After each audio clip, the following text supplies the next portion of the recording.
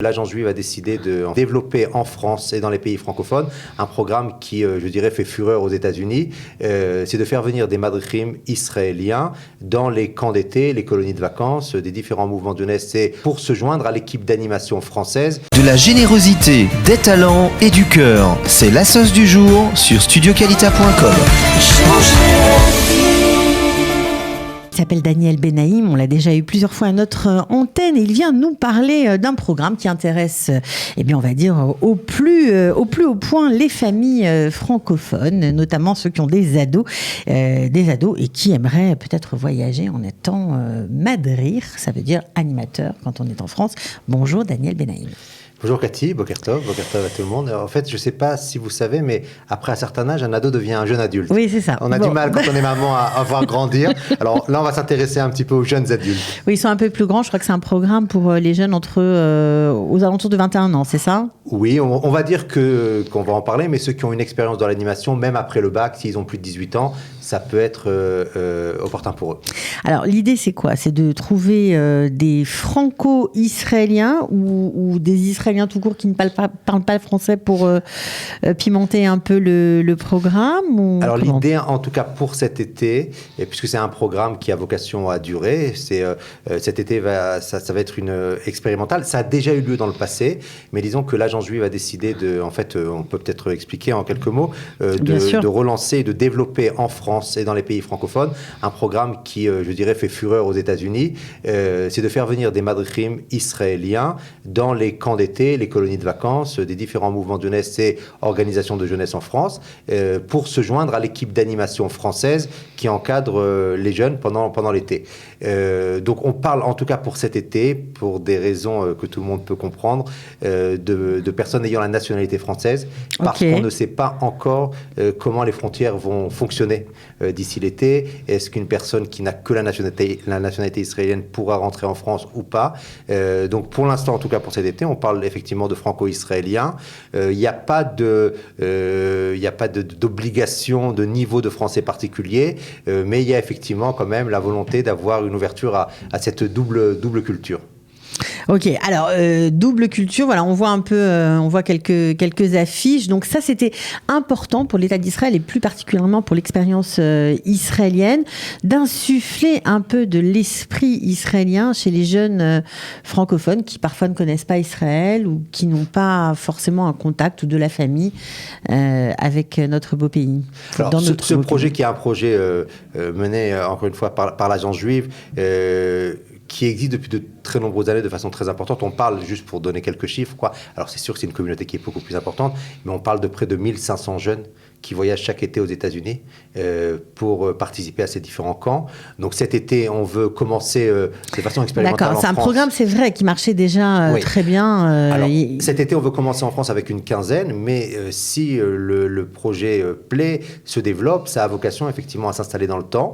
Et je tiens à dire aussi qu'il a un écho particulier dans cette période de corona, de fermeture de frontières, du fait que les jeunes Français n'ont pas pu venir en Israël depuis plus d'un an. Donc cet été, ça fera peut-être 2 étés sans que ne soit donnée la possibilité, aussi bien aux familles françaises qu'aux jeunes qui participent à des programmes de la Chavaya Israël, par exemple en Israël, de venir en Israël. On ne sait pas encore ce qui va se passer, mais on est déjà début avril et pour l'instant les frontières sont encore fermées. Donc ce projet a un écho particulier en cette période parce qu'il va permettre finalement de garder ce lien entre Israël et les jeunes juifs de France, mais il n'a pas vocation à exister que lorsque les frontières sont fermées. C'est-à-dire qu'on croit fortement... Vous voulez développer en fait un contact, voilà. C'est ça. Le contact, c'est-à-dire que on se rencontre, on le sait, les programmes d'échange, les programmes de rencontre, le contact entre jeunes est finalement la meilleure façon d'arriver à créer un lien, et un lien fort.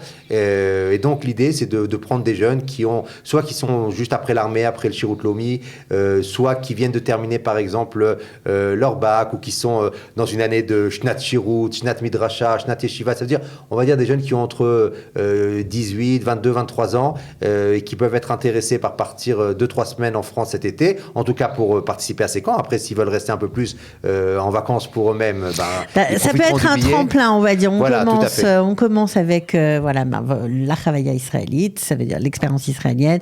Vous les placez évidemment dans des camps, dans des mouvements de jeunesse. Tout le monde participe. Quel genre d'organisme en France participe? Alors, tout le contact, en fait, il y a un travail de shidduchim, en fait. Le bureau de l'Agence juive à Paris est principalement Sarah Toledano, qui est donc une des shlichot, une des émissaires de l'Agence juive en France actuellement, qui travaille avec les organisations étudiantes et les organisations de jeunesse.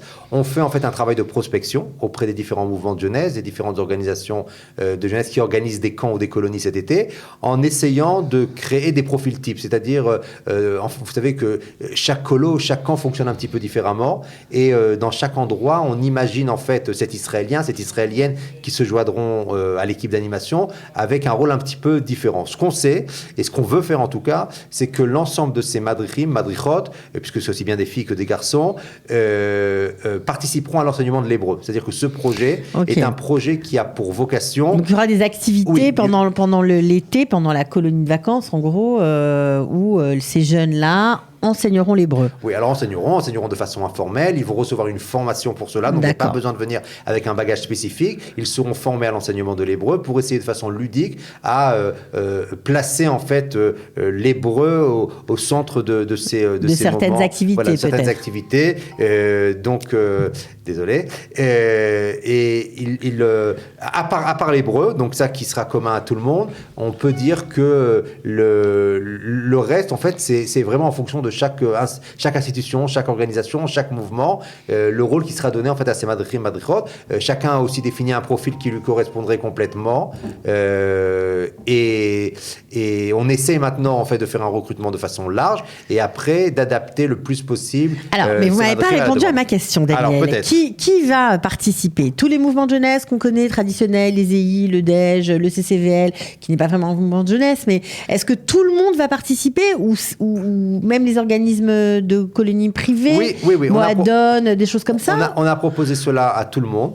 Il y a aussi bien ce que vous avez appelé les mouvements de jeunesse traditionnels que les organisations de vacances. Alors le CCVL n'existe plus aujourd'hui sous cette forme-là, mais il y a d'autres organismes qui ont remplacé ou qui remplissent en fait le même créneau. On a proposé à l'ensemble de ces institutions. Comme je vous le disais précédemment, il y a eu un répondant qui est très positif. C'est-à-dire que ça, on a envie d'avoir des jeunes Israéliens avec nous dans l'équipe. On a envie d'avoir des jeunes Israéliens. L'hébreu, sans faire de jeu de mots, est une langue qui parle à tout le monde. C'est-à-dire que chacun, c'est-à-dire que a envie de maîtriser un peu la langue. Quel que soit le lien qu'on a avec Israël, quel que soit le lien qu'on a avec la pratique religieuse, l'hébreu est et ça c'est quelque chose d'extraordinaire quand on parle de la révolution sioniste du XXe siècle. Le renouveau de l'hébreu, c'est quelque chose d'incroyable parce qu'il arrive à unifier autour de son existence beaucoup de gens. Ok. Alors moi, ce que j'aimerais savoir, c'est, parce que quand même, vous êtes là aussi pour essayer de faire naître des vocations, en tout cas de recruter des jeunes. Alors, qu'est-ce qu'il faut comme profil et comment on fait pour s'inscrire à votre programme? Alors, au niveau des profils, comme je vous l'ai dit précédemment... Vous avez dit après l'armée. A priori, on cherche des personnes qui sont après l'armée, après Shkotobi, peut-être avant d'avoir commencé leurs études. Ça peut être aussi des personnes qui sont étudiantes. Et ça peut être aussi des personnes un peu plus jeunes, qui ont plus de 18 ans, ça c'est nécessaire, qui ont terminé par exemple le lycée et qui sont dans les années de transition entre le lycée et le service national qu'ils vont effectuer, ou qui sont même juste l'été après avoir eu leur bac. C'est préférable d'avoir une expérience dans l'animation, surtout quand on est un peu plus jeune, c'est-à-dire d'avoir été ici en Israël dans le cadre de mouvements de jeunesse, quel qu'il soit, d'avoir une bonne communication. Avoir un petit hobby, peut-être jouer dans l'instrument de musique. Alors, ça c'est toujours mieux, tout ce qu'on a en plus, c'est bien. Tout ce qu'on peut avoir en plus, effectivement. Et puis je crois aussi, l'une des choses importantes, c'est avoir ce souci de créer ce lien, de créer ce contact avec nos frères qui sont en France et qui vont participer. Il faut savoir, parce qu'on souvent on parle et c'est important aussi de le rappeler, parce que pour les Israéliens, donc peut-être les parents de ces jeunes qui nous écoutent, si ce n'est pas eux-mêmes, pour faire passer l'info. C'est important de savoir que, parce qu'on parle souvent du fait qu'il y a moins de mouvements de jeunesse ou moins d'activités, etc.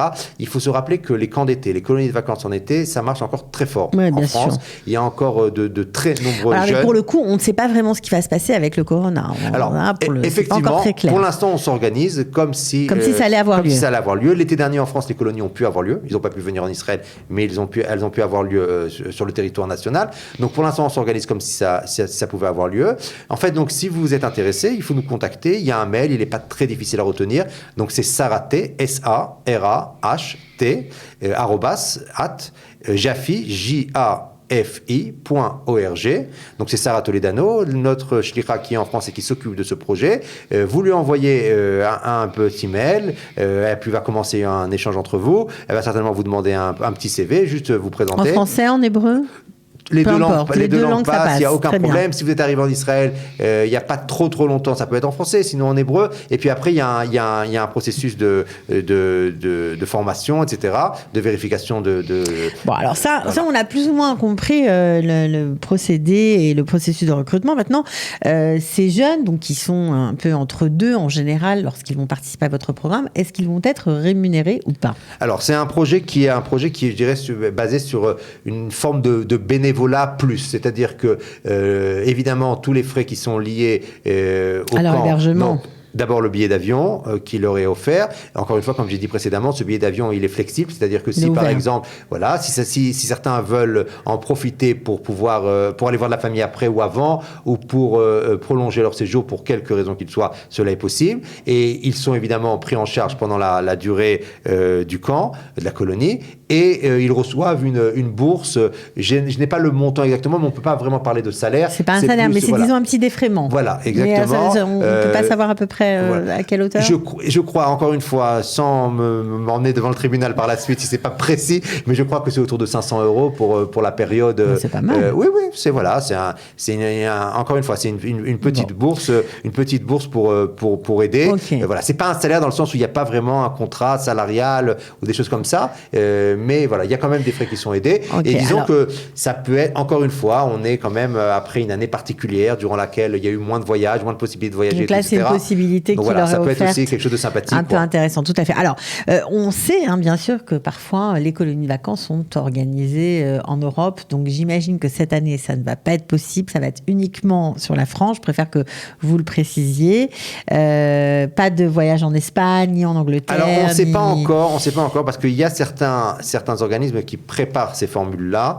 Je ne sais pas si c'est dans le cadre de ces formules-là qu'ils souhaitent avoir des animateurs israéliens, mais disons que sur cette question-là, il y a encore pour l'instant une instabilité. Il n'y a pas vraiment une inconnue. Bon, voilà, une inconnue. C'est pas encore tranché. D'accord. Bon, alors en tout cas, vous l'avez compris, si vous avez envie de participer au programme de la Chavaya israélite, voilà, présenté par le directeur du département Torani de l'expérience israélienne, Daniel Benaïm, ici présent, on envoie un mail à Sarah T, Sarah Toledano, et puis on postule tout simplement. Voilà, tout simplement, et peut-être qu'on mettra aussi dans le lien de l'émission le mail de Sarah, ça sera plus simple. Et voilà, je rappelle encore une fois que c'est un programme de l'Agence juive qui est expérimental cette année, auquel ont adhéré certaines fondations qui vont financer une partie de toute cette activité et qui a vocation, dans les années à venir, à se développer pour devenir plus important en France. Alors encore une fois, on n'atteindra peut-être pas les chiffres des États-Unis parce qu'il n'y a pas le même nombre de participants dans les camps, mais en tout cas, oui, il y a une volonté d'arriver à une cinquantaine de madrichim qui arriveront dans les années à venir dans les colos et les camps d'été en France. Bon, et ça, en plus